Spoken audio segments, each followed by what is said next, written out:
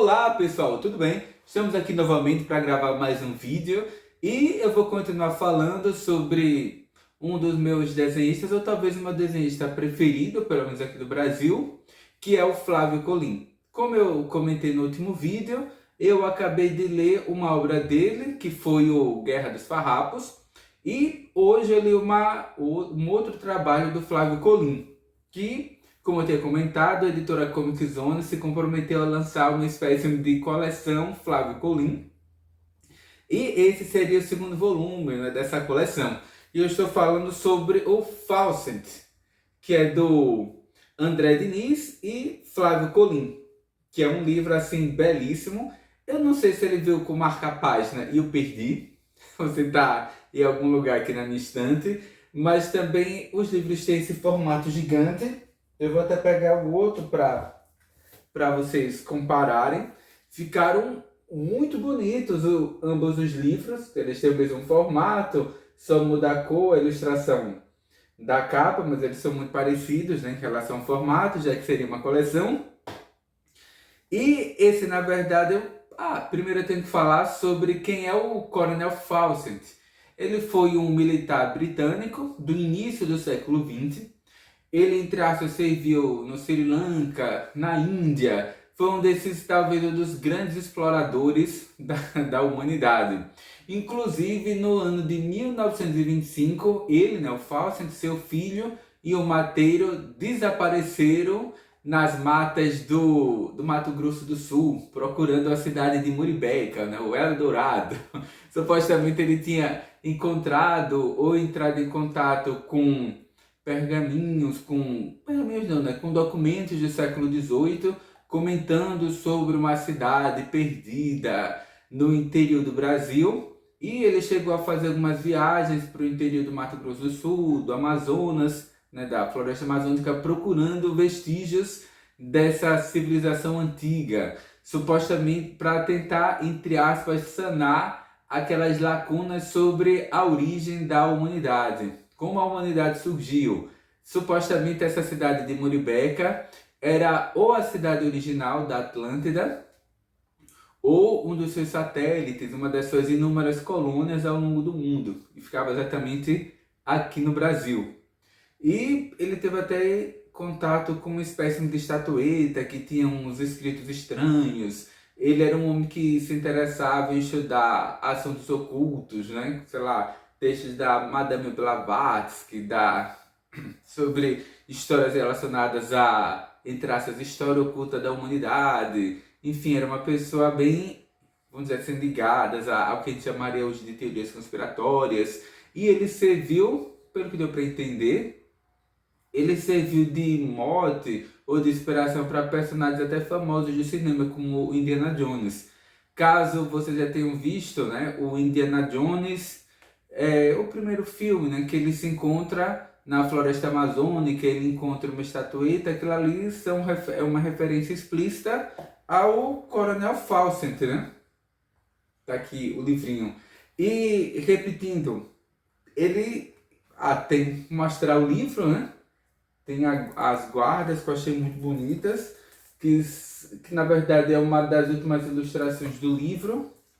Deixa eu pegar aqui. Eles só pegaram uma das últimas ilustrações do livro e transformaram na guarda. No final do livro ele traz, entre aspas, uma microbiografia, né, dos dois autores, do André Diniz e do Flávio Colim. Tem alguns textos introdutórios que são bem longos, do Érico Assis, falando sobre o Diniz e o Flávio Colim. Coronel Fawcett, o mito, né? E, na verdade, aqui é compilado duas histórias. Porque a história original, Fawcett, ele contou com o roteiro do André Diniz e a arte do Flávio Colim.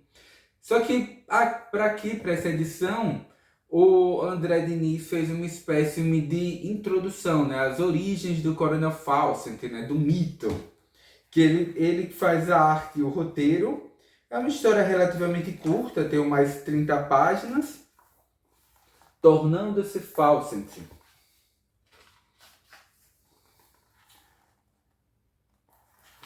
para vocês terem acesso aqui à arte estilizada também, né, do André Diniz, que é espetacular. Tem, obviamente, influências do Flávio Colim, mas é um trabalho particular. E tem essa introdução, né, sobre as origens, entre aspas, do Coronel Fawcett. Depois, a Expedição Fawcett, que aí sim, ele conta só com o roteiro do André Diniz e a arte é do Flávio Colim, né, que é uma história espetacular. Isso aqui deveria, aliás, eu dizer, isso deveria virar filme, mas já virou. É um filme bom? Não vou comentar sobre isso. Tem muito tempo que eu assisti, então não sei se a minha opinião sobre o filme tem alguma substância, né? Porque a história, na verdade, é ambientada no início da década de 30, né? De 30? Não, 1920. 1925, né? Março, não, meados da década de 20, 1925, 1924. E, de novo, a arte do Flávio Colim é bem estilizada. Como eu sempre comento, é só você bater o olho num trabalho do Flávio Colim que você, entre aspas, logo percebe do que se trata, né? Ou de que é ele. E é uma aventura do Coronel Fawcett junto com seu filho no interior das matas do Mato Grosso do Sul em busca da cidade de Muribeca, né? Do Eldorado. Então ele se confronta com entre aspas, né? Com outros exploradores, com comunidades indígenas, com xamãs, né? Guias espirituais indígenas. E será que ele consegue chegar até, entre aspas, essa cidade do Eldorado, de Muribeca? Eles tentam até, entre aspas, dar um desfecho para a história, porque na história real, o Coronel Fawcett ele desapareceu, né? A sua esposa ela afirmava que ele ainda estava vivo, que ela mantinha contatos mediúnicos com Fawcett, né, na história real. Se de fato isso aconteceu ou não, não sei. Não sabemos, né? Qual o desfecho real do Fawcett? Será que ele foi canibalizado por alguma tribo indígena? Será que ele foi assassinado? Morreu, sei lá, de febre amarela, dengue, simplesmente desapareceu na floresta, morreu de cansaço, de fome? Será que ele de fato chegou à cidade de Muribeca? São os mistérios da história. E o livro, né, o quadrinho, ele deixa isso em aberto. Tem algumas páginas aqui que eu não vou mostrar, porque tem aquela questão. Será que o quadrinho, né, aqui do André Diniz, o roteiro, ele vai afirmar qual foi o desfecho da história do Coronel Fawcett? Será que ele encontrou a cidade de Muribeca, de Eldorado, da Atlântida? Não sei. Agora, como eu disse, no Indiana Jones, né? Como é que é o nome? Como é que é o nome? Indiana Jones e os Caçadores da Arca Perdida, que é o primeiro filme do Indiana Jones. No início, ele mostra exatamente esse Indiana Jones que é nitidamente inspirado pelo Fawcett. Que ele, na floresta amazônica, ele se confronta com tribos indígenas, encontrando artefatos com inscrições misteriosas, indecifráveis. São claras referências ao Fawcett aqui, esse coronel britânico da história real que, entre aspas, desapareceu aqui no Brasil. Agora, o que de fato aconteceu com ele, né? Não sabemos.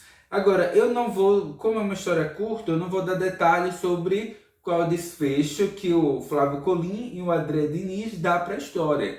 Se de fato o Fawcett ele encontrou a cidade de Muribeca, se ele foi assassinado por os seus companheiros de viagem ou pelos indígenas, será que ele se casou como indígena e por isso ele não pode sair da mata? Será que de fato eles chegaram a Muribeca? Havia uma profecia, né, de que o seu filho ele iniciaria uma outra humanidade. Será que essa profecia ela se cumprirá? Será que o filho do Fawcett ainda está vivo? Ou deixou descendentes? Eu não vou adiantar qual é o desfecho que o André Diniz dá à história e nem como... e tem essa questão, né? Repetindo, será que eles encontraram a cidade de Muribeca, né? Da Atlântida, do Eldorado? Se sim, como essa cidade? Como que o Flávio Colim ele representa essas ruínas ou então esse marco civilizatório original, que em vários momentos da história, e isso que eu achei curioso, eu não imaginei que o André Diniz e que o Flávio Colim trabalhariam com essa temática. Como dizer, eles citam explicitamente a Madame Blavatsky, Como é que é o nome? Esqueci agora. É uma corrente mística, né? Que era muito popular nos anos 20, nos anos 30. Acho que é a teosofia, que eles citam explicitamente. Eu não imaginei que eles fariam isso. Quer dizer, para quem gosta de misticismo, de esoterismo, de mistérios, de grandes aventuras, realmente o Fawcett tem uma leitura ideal. E eu fico torcendo para que a Comic Zone continue publicando as obras do Flávio Colum. Elas não são muito extensas e eu acho que tem um bom apelo popular, desde o Anjo, que eu chamei no vídeo passado de o Guarda Rodoviário, não é o Anjo, que é uma das primeiras, é o primeiro grande trabalho do Flávio Colum. Recentemente ele foi reeditado, se não me engano, pela editora Scripter, só que é num volume gigantesco. Eu nem teria onde guardar na minha estante, por isso que eu evitei comprar, porque, cara, não vou ter nem como guardar esse livro. Aí eu desisti de comprar. Mas dos outros eu recomendo. Então, por enquanto, vale a pena